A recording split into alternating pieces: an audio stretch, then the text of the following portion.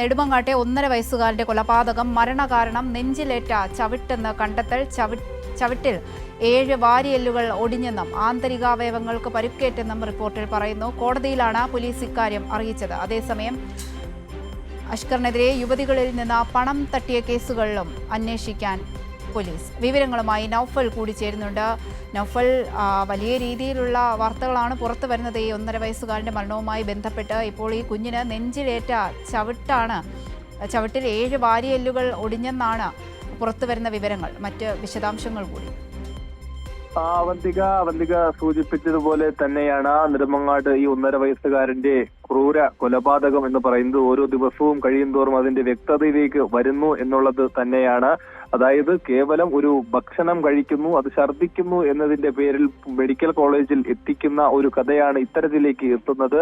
പിന്നീട് പോസ്റ്റ്മോർട്ടം റിപ്പോർട്ടിൽ നാം മനസ്സിലാക്കിയതുപോലെ തന്നെ അത് ആന്തരിക രക്തസ്രാവങ്ങളുടെ ഭാഗമായി എന്നാണ് കണ്ടെത്തിയതിനാൽ ഇപ്പോൾ നിലവിലെ ഏറ്റവും പുതിയ വിവരങ്ങൾ പ്രകാരം പോലീസ് കോടതിയെ അറിയിച്ചിരിക്കുന്നത്, ആ പോസ്റ്റ്മോർട്ടം റിപ്പോർട്ടിന്റെ മുഴുവൻ വിശദാംശങ്ങളും അടങ്ങിയ ഇത് അറിയിച്ചിരിക്കുന്നത് ഏറ്റവും മൃഗീയമായ രീതിയിൽ ഈ കേവലം 1.5 വയസ്സ് മാത്രം പ്രായമുള്ള കുഞ്ഞിന്റെ നെഞ്ചത്ത് ചവിട്ടി ഈ പറയുന്ന അഷ്കർ എന്ന് പറയുന്നവൻ ഈ കുഞ്ഞിന്റെ നെഞ്ചത്ത് ചവിട്ടിയതാണ്. വാരിയെല്ലുകൾ തകർന്നു.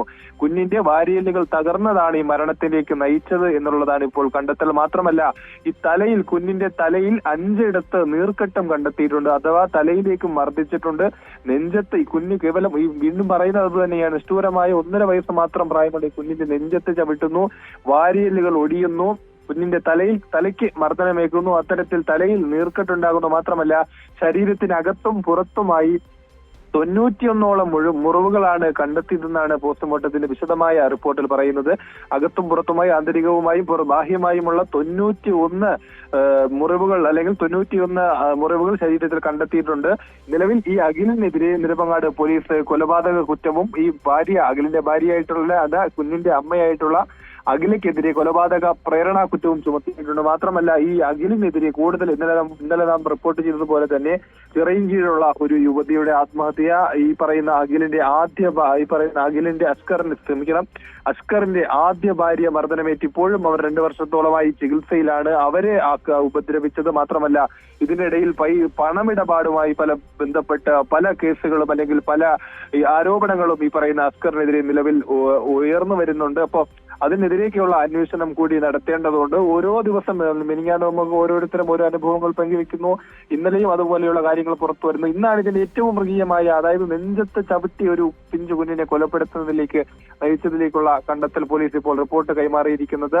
എന്തായാലും പോലീസ് ഉടനെ തന്നെ ഇവരെ കസ്റ്റഡിയിൽ വാങ്ങി കൂടുതൽ ഇപ്പോൾ 14 ദിവസത്തേക്ക് റിമാൻഡ് ചെയ്തിരിക്കുകയാണ്. പോലീസ് ഇനി കൂടുതൽ ഉടനെ തന്നെ കസ്റ്റഡിയിൽ വാങ്ങി കൂടുതൽ അന്വേഷണത്തിലേക്കും തെളിവെടുപ്പുകളിലേക്കും കടക്കുമെന്നും കൂടിയാണ് നാം മനസ്സിലാക്കുന്നത്. അവന്തിക.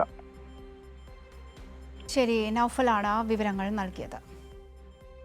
വളരെ വേദനാജനകമായ വാർത്തയാണ് പുറത്തു വരുന്നത്. അതായത് ഈ കുഞ്ഞിൻ്റെ രണ്ടാനച്ഛൻ ഈ കുഞ്ഞിനെ നിരന്തരമായി പീഡിപ്പിച്ചിരുന്നു എന്നുള്ള വാർത്തയാണ്. അതിനെ അമ്മയും ഒത്താശ നിന്നിരുന്നു എന്നുള്ളതാണ്. ഈ കുഞ്ഞ് അവർക്കൊരു ബാധ്യതയാകുമെന്ന് കരുതിയാണ് അദ്ദേഹം ഈ കുഞ്ഞിനെ നിരന്തരമായി പീഡിപ്പിച്ചിരുന്നത്. ഇപ്പോൾ ആ കുഞ്ഞിൻ്റെ നെഞ്ചത്ത് ചവിട്ടിയ കുഞ്ഞിൻ്റെ 7 വാരിയെല്ലുകൾ പൊട്ടി എന്നൊക്കെയുള്ള റിപ്പോർട്ടുകളൊക്കെ പുറത്തു വരുന്നുണ്ട്. എങ്ങനെ ഒരു 1.5 വയസ്സുള്ള കുഞ്ഞിനോട് ഇങ്ങനെയൊക്കെ കാണിക്കാൻ തോന്നുന്നു എന്നുള്ള കാര്യമാണ് ഓർക്കുമ്പോൾ തന്നെ വളരെ വിഷമകരമായൊരു വാർത്തയാണ്.